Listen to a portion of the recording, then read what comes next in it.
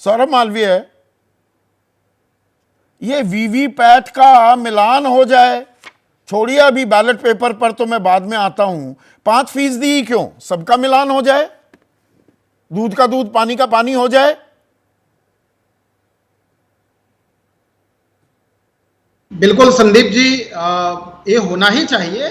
और लोकतंत्र में इसकी आज़ादी पूरी तरह से पारदर्शी होनी चाहिए। लेकिन जैसा हम आप भी जानते हैं, हम लोग भी जानते हैं, वैसे बहुत सारी बातें आपने अपने शुरुआत में ही कह दी है। लेकिन जब क्रिकेट में खेलने वाला खिलाड़ी उतरता है, क्रिकेट के लिए ग्राउंड में उतरता है, और कुछ देर बाद खेलते खेलते खेलते वो ये कहे कि अंपायर की गलती है और सब कुछ अंपायर ने कर दिया, अच्छा, अंपायर के कारण ही हमारा पूरा खेल खराब हो गया, हाँ। अंपायर को हटा दो। अरे भाई, उसके बाद ग्राउंड को बंद कर दो। अजीब हाल है। आप खेल तो ठीक से खेलो, खेल सीखना खिलाड़ी के लिए जरूरी है। तो अंपायर को लाल ठीक कृष्ण करना खिलाड़ी का काम नहीं आडवाणी, है। अब तो वो भारत रत्न लाल कृष्ण आडवाणी हैं, वो खेल नहीं समझ पाए थे क्या? दोबारा से बिल्कुल। उनका बयान एक बार दर्शकों की सहूलियत के नहीं, लिए नहीं, नहीं, सुनिए। दोहरा दूं। खेल टेक्नोलॉजी के मैं नजरिए से मैं मैं- जर्मनी को मोस्ट एडवांस देश समझता हूं, वहां भी ईवीएम के इस्तेमाल पर बैन लग चुका है। आज अमेरिका में 50 में से 32 बिल्कुल स्टेट में ईवीएम पर बैन है। मुझे लगता है अगर हमारा इलेक्शन कमीशन भी ऐसा करता है तो लोकतंत्र मजबूत होगा। संदीप जी, यह बात उस समय की सबसे महत्वपूर्ण स्थिति थी जब टेक्नोलॉजी के आधार पर ग्रो हो रहा था। पूरी दुनिया, पूरा देश इस दौर में आई हुई थी और भारत भी उस कदम रख रहा था। लेकिन भारत की जनसंख्या, भारत की बहुलता को देखते हुए, भारत के मतदाताओं को देखते हुए उस तरह का हमारा पूरा तंत्र मजबूत नहीं था और इसके लिए सक्षम नहीं था।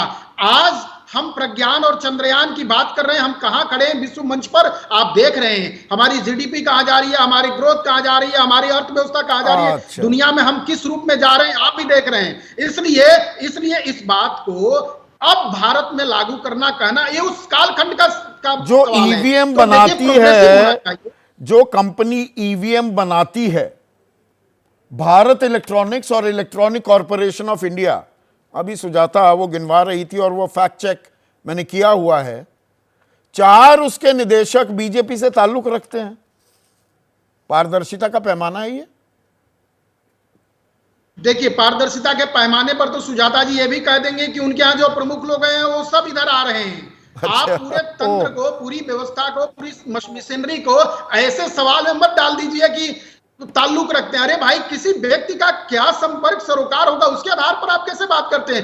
कांग्रेस जब के भी साथ बड़ी मॉक ड्रिल समस्या की भी है। बात आती है या जहां पर अनियमितता की बात आती मैं है, उसी पर आ रहा वहां हूं। बीजेपी का ही फायदा होता क्यों दिखता है? कासरगोड में जो एलडीएफ यूडीएफ दोनों आरोप लगा रहे हैं कि वीवीपैट का मिलान जहां हो रहा था, 190 ईवीएम, 4 उनमें से बटन दब रहा है कहीं और पर्चियां 2-2 दर्ज हो रही हैं बीजेपी के खाते में। संदीप जी, ये तो वही स्थिति है कि हताशा, निराशा, पहले आरोप कौन लगाने वाले लोग हैं? कौन लोग कह रहे हैं? जो पराजय स्वीकार कर चुके हैं।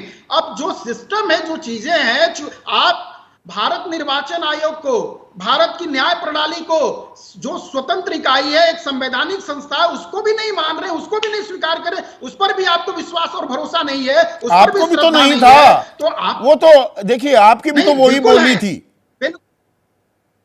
नहीं नहीं नहीं, वो कालखंड की बात होती है, अच्छा, प्रक्रिया कालखंड पर की सवाल बात उठी होती तो है। बीजेपी ने उठाई थी। आडवाणी जी आज जो कहे थे, लिखे थे बीएल नरसिंहन की किताब पर, वो उस कालखंड की बात है किताब कि को भारत उस रिलीज समय नितिन तैयार गडकरी नहीं ने था। किया था।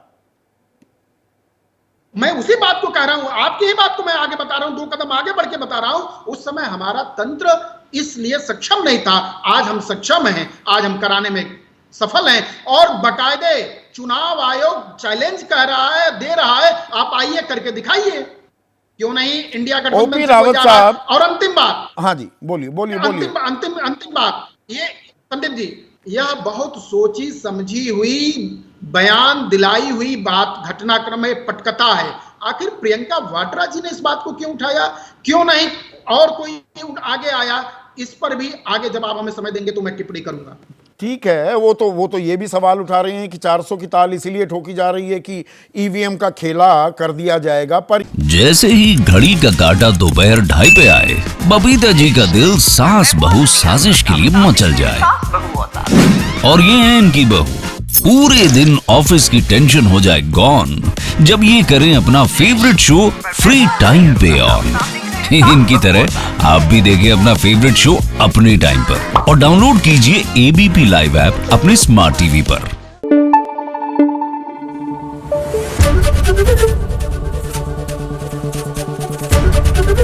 एबीपी न्यूज आपको रखे आगे।